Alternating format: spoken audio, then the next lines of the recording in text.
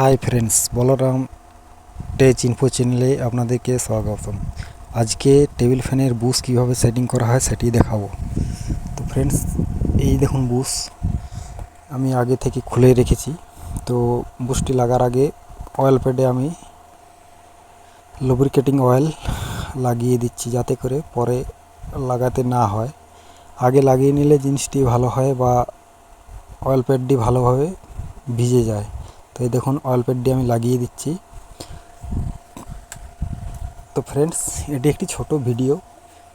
তো এটির মধ্যে কীভাবে বুশটি আমি লাগাচ্ছি সেটি দেখাচ্ছি। তো এই দেখুন বুশটি আমি দিয়ে দিলাম এবং বুশের উপরে একটি দেখুন লক আছে, যে লকটিতে বুশটিকে চিপে রেখে তো আবার ভালো করে অয়েল একটু দিয়ে দিলাম, যাতে করে পুরোপুরি ভিজে যায়।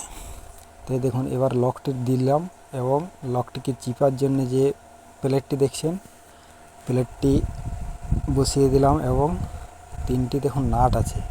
তো এই তিনটি নাট আবার হাতে করে লাগিয়ে নিলাম প্রথমের থ্রেডটি।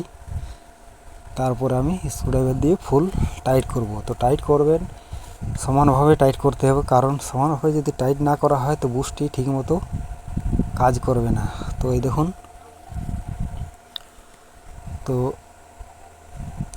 তিনটিকে আমি সমানভাবে টাইট করে নিচ্ছি।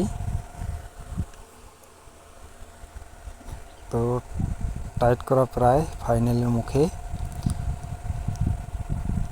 তো ফ্রেন্ড, যদি ভিডিওটি ভালো লেগে থাকে তো ভিডিওটি একটি লাইক করবেন এবং চ্যানেলটিকে সাবস্ক্রাইব করবেন। তো নেক্সট ভিডিওতে আবার দেখা হচ্ছে। দেখুন ফুলভাবে হয়ে গেল।